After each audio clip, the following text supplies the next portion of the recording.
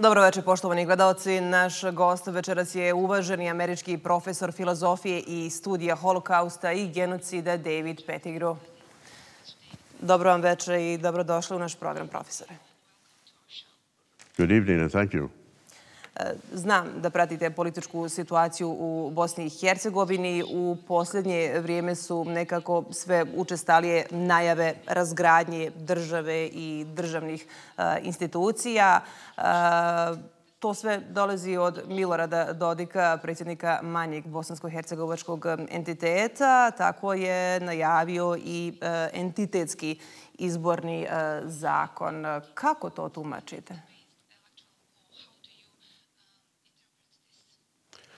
Yes, I think that the announcement from Milorad Dodik is quite new. I haven't had a chance to read the entire proposed law, but as I understand it, he intends to remove the authority of the Central Election Commission from elections that take place in Republika Srpska at the municipality and the entity level, and that would be a major change. My own experience with the election process was when I was appointed as a credentialed international observer in Srebrenica in 2012. So there was a central commission overseeing all the elections in Bosnia in that sense. And I was assigned to a polling station, Pettigrew, in Srebrenica, with the objective of observing and being sure that everything went smoothly.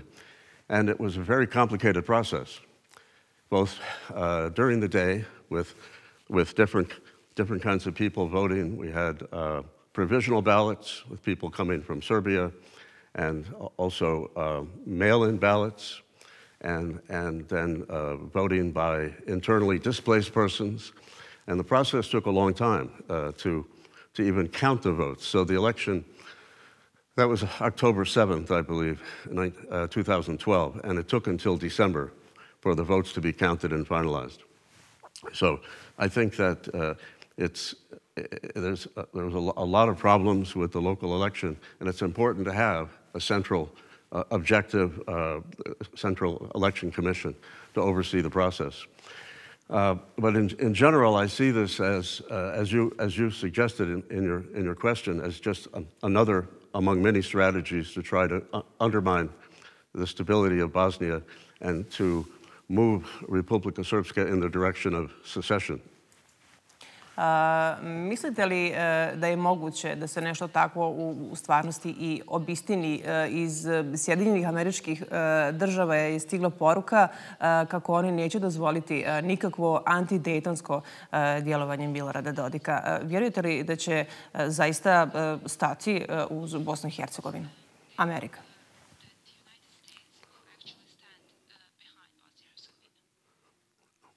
Well, on one level, I think there's no doubt that the United States would stand behind Bosnia and do everything it could to prevent the proposed secession by Milorad Dodik and Republika Srpska. But so that's the general idea is that we can count on the United States. But on a daily level, on a literally daily, hourly level, there are efforts by Milorad Dodik to test the boundaries and to look into ways to uncouple Republika Srpska from the state, challenging the Constitutional Court, challenging the High Representative, trying to form his own army, forming his own election commission, just one thing after another, and also positioning himself with support from the Russian Federation. So that it would be a challenging situation. Koliko bi bilo važno da Bosna i Hercegovina provede presude Evropskog suda za ljudska prava umjesto svih ovih konstantnih najava koji nas zasigurno ne mogu odvesti nigdje daleko, pogotovo ne put Evropske unije?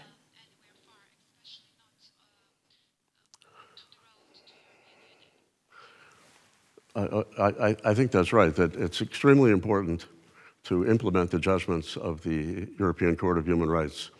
And this would be important to move Bosnia from, one could say, ethnocracy to democracy, to affirm the right to stand for office and affirm the right to vote for the candidate of one's choice, which has been the result of the judgments in the Sejdić-Finci, Zornić, and Kovačević cases.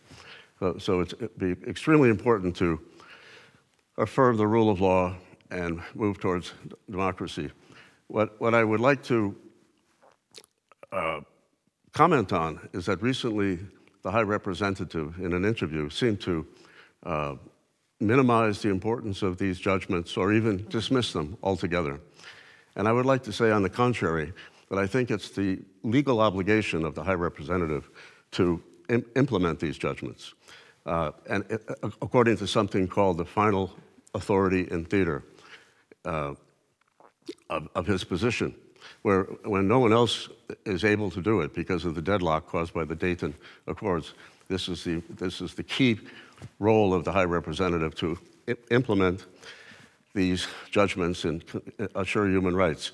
If he doesn't do so, it's as though he is rejecting the rule of law. He's rejecting European principles. And in this way, he's rejecting the very idea of Europe. The very idea of Europe is being rejected if these judgments are not implemented. And so that seems to be counterproductive to Bosnia's, obviously, counterproductive to Bosnia's path to the European Union. That's why I think he has the legal obligation to implement these judgments. It will be very important for Bosnia.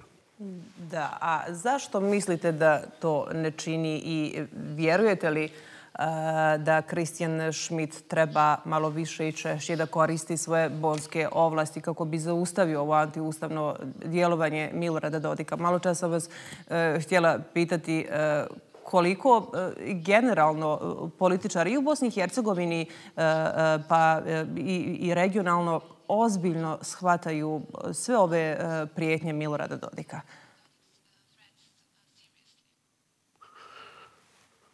Well, I think the threats need to be taken seriously because he has been, in a sense,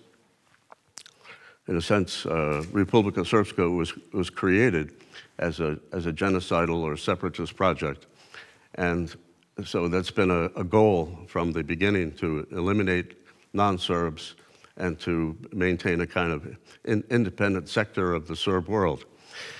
And everything he's done, everything he said in terms of attacking the authority of the High Representative or the Constitutional Court has been to move in the direction of secession. So I would take him seriously, and I think it was important for the High Representative to take action. I think he's been hesitating, and maybe out of fear of provoking conflict, something along those lines, trying to appease Bosnian Serb nationalists or Bosnian Croat nationalists to avoid conflict. But I think in the end that's a counterproductive strategy. And rather, we need a bold assertion of the rule of law and the importance of democracy for the future of Bosnia. And that's the, as I say, the High Representative is the one to lead that future. Da. Bliži se obilježavanje 9. januara, neustavnog dana u RS-u. Christian Schmidt je i tu postavio određene granice i pozvao je policiju da reaguje onako kako je propisano zakonom. Međutim, Milorad Dodik je otišao korak dalje i najavio je veliku proslavu i uložit će u nju oko 1,5 miliona konvertibilnih maraka.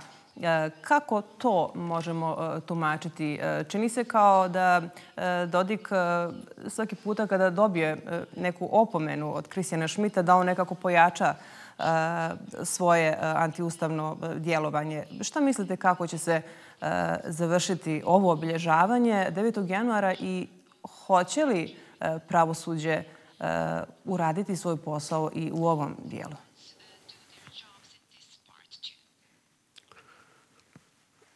Well, I think that there's an effort this year by Milorad Dodik to make Republika Srpska Day even more prominent.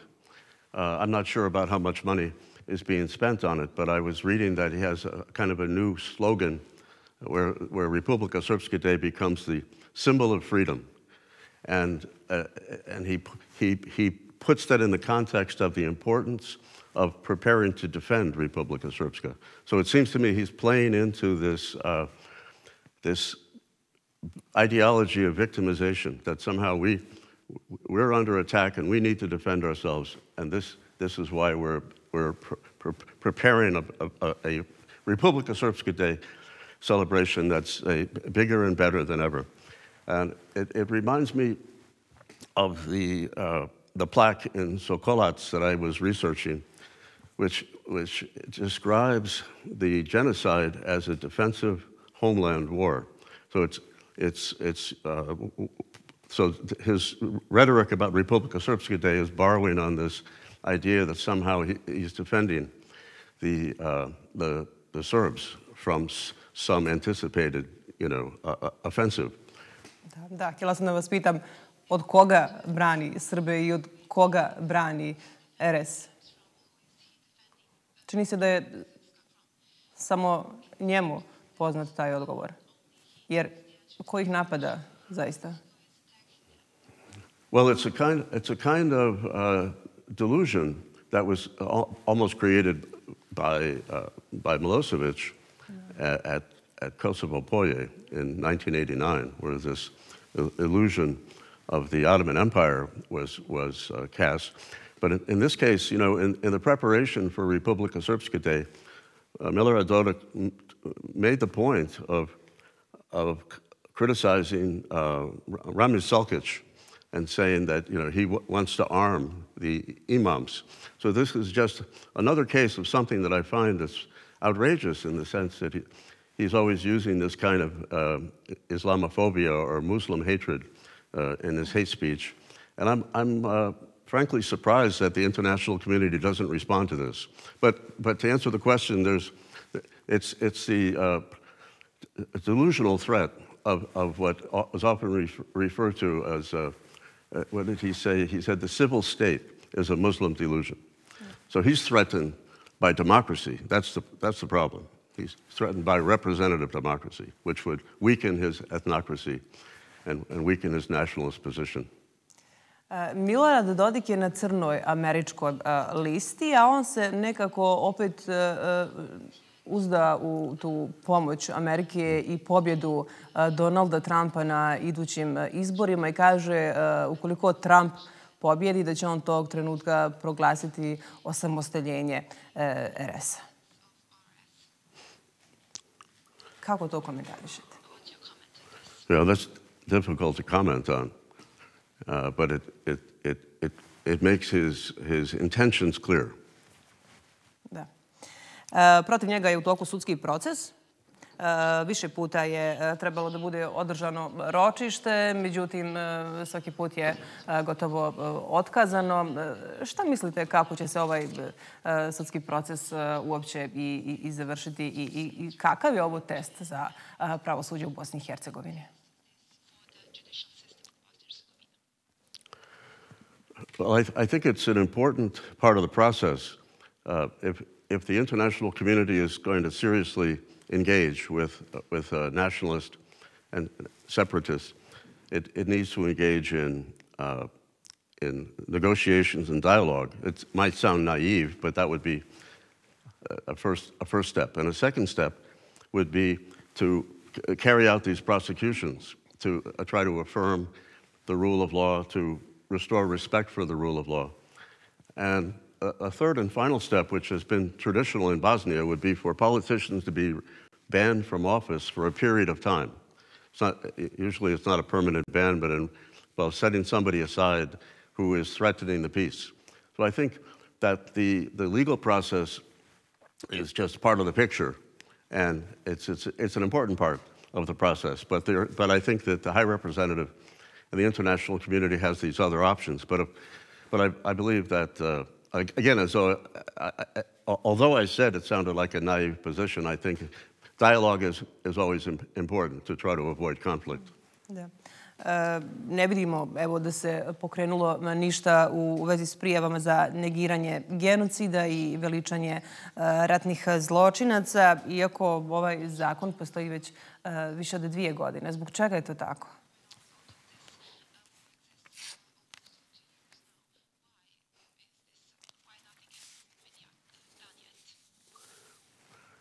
I'm not sure why nothing has been done yet, because there have been complaints filed against those who have engaged in hate speech or genocide denial.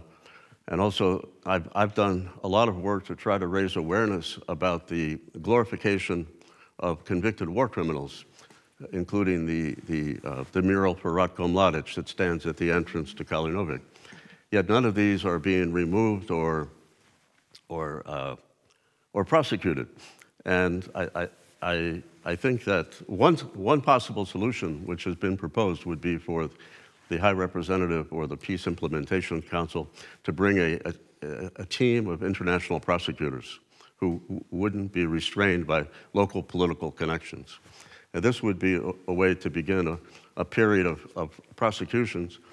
When someone is indicted and prosecuted, it doesn't mean they're going to be found guilty, but it begins the legal process to investigate and to look at the extent to which genocide denial and the glorification of war criminals are threatening a repetition of the atrocities, inciting hatred and threatening a repetition of the atrocities. Which, in the meantime, these genocide denial and the glorification of war criminals is re-traumatizing survivors. So it's important to address it.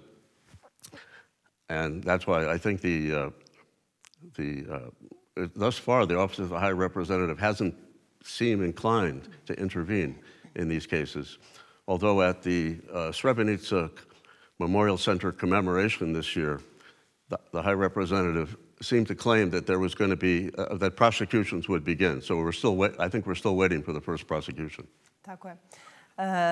Da li je Evropska unija sigurno utočište za Bosnu i Hercegovinu i da li bi bilo moguće da se događa u Bosni i Hercegovini ovo što sada imamo na političkoj sceni, ove sve silne prijetnje od pojedinaca ukoliko bismo bili član te evropske porodice? I think if I understand the question, you're pointing to the benefits of becoming part of the European Union, because this would bring economic opportunity and national and regional stability, and there would be the obligation of the EU to protect its member states. That would be to some extent protected by European principles and European rule of law. So this is the idea. That's the vision for the future. Kako generalno ocjenjujete ulogu Evropske unije u političkim procesima u Bosni i Hercegovini? Well, thus far I've been concerned by both the EU and the US positions, frankly, because they seem to be inclined to appease what I call the nationalist and secessionist positions. And that's difficult to understand, except I can only understand it in the sense that perhaps they feel that they're trying to avoid conflict, trying to appease the interests of these groups in the hope to resolve tensions. But I think it's so that's been a matter of concern.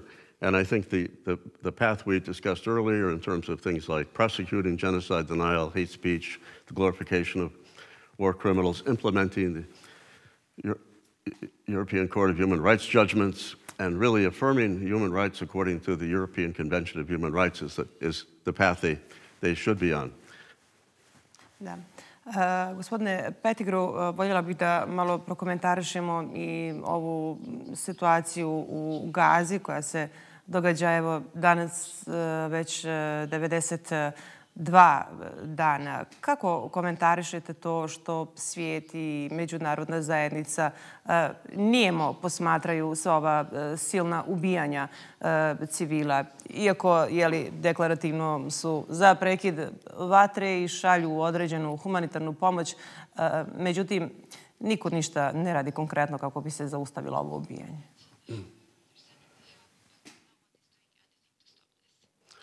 Well, this is clearly one of the greatest tragedies of our time, and I think that in reality there are people trying to respond. People are trying to, for example, protest, trying to publicize the tragedy, the atrocities, the genocidal dimensions of what's going on, and trying to motivate world action. There are cases being filed at the ICC, International Criminal Court. A case was just filed by South Africa in the International Court of Justice against Israel. And I feel that these cases are important to the extent that they might raise awareness and cause Israel to pause and reflect on what it's doing. At the same time, we see some very important resignations from the Biden administration. At least 2 members of the Biden administration have resigned over the policies in Israel. And groups like a group I work with in the United States, the Working Group for Bosnia and Herzegovina, wrote a letter to President Biden encouraging ceasefire and delivery of humanitarian aid. And we're planning to prepare now a second letter to address in a sense, to explain the importance of South Africa's application to the International Court of Justice, since this seems to have been dismissed by the Biden administration. But I think it's an extremely important moment in history that South Africa took this stand.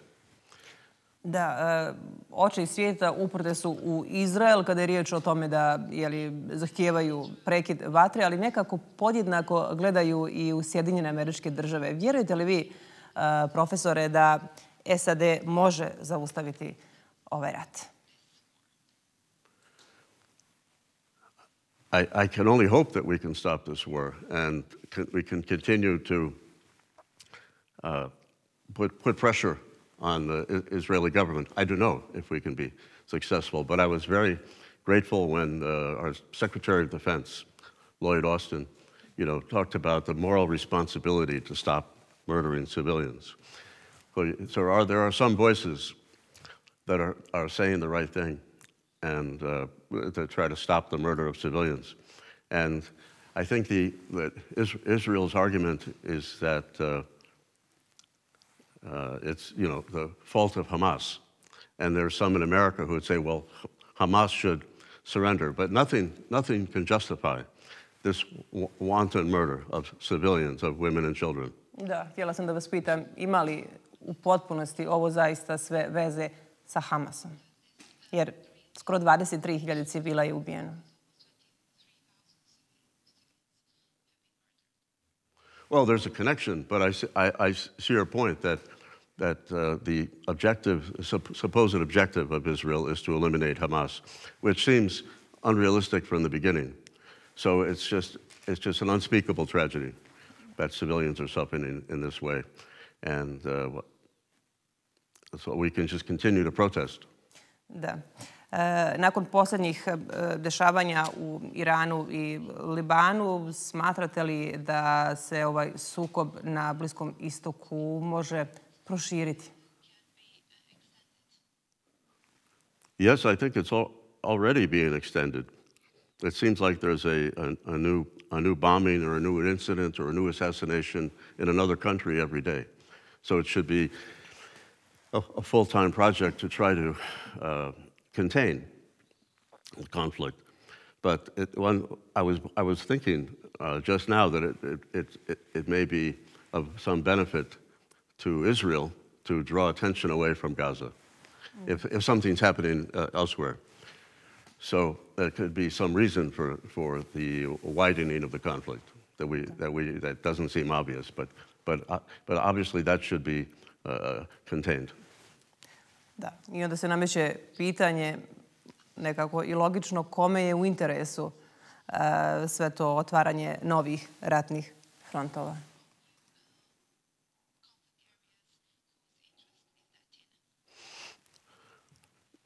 Well, I think if I could take a moment to think about that, I think my assumption is that this is helping the Russian Federation, because when the conflict in Israel erupted, the conflict in Israel and Gaza, that Ukraine disappeared from the media, and when it disappeared from the media, there also seemed to be a waning of interest in supporting Ukraine. And there was even a discussion circulating that this moment is leading to a possible political solution, a ceasefire between Russia and Ukraine, or a peace agreement, and which surprised me when I first heard it. But now I hear more and more people talking about it, and even talking about the details. For example, Russia maintaining some of the land in Ukraine, including Crimea, and Ukraine having expedited entry into the EU. And this seems to me to be a matter of great concern on a number of levels, but also for the Balkans and for Bosnia. Because if there's a kind of peace agreement in Ukraine along the lines that I'm describing, this would presumably strengthen or maintain the Russian Federation's position and allow it to look elsewhere in terms of its own geopolitical or imperial goals. And there's a clear way in which in Vladimir Putin's own foreign policy statements that the Russian world is overlapping with the Serbian world, because he speaks of unifying Orthodox peoples and brother peoples, as was stated in his own, and so he would, I think he would turn his attention to supporting the Serbian world in Serbia and in Bosnia, and this would be a problem for the Balkans, which is, I think, another reason that it calls into question the entire approach of the EU and the U.S.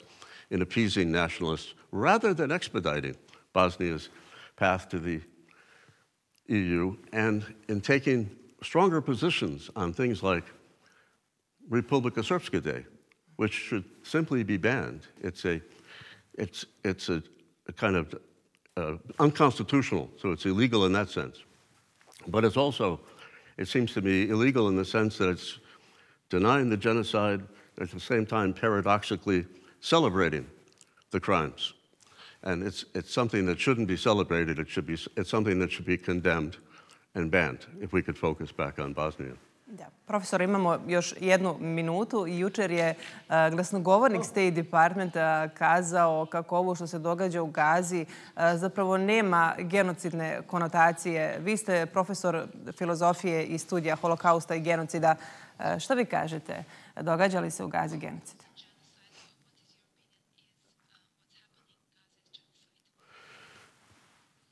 Well, I think my position is that as a human being, it seems like genocide to me. As a professor or a scholar of genocide, I would say there are genocidal dimensions that would be investigated and prosecuted. But you have these sort of eliminationist rhetoric from the Israeli government, where they speak about eliminating Gazans or sending them to other locations, and you have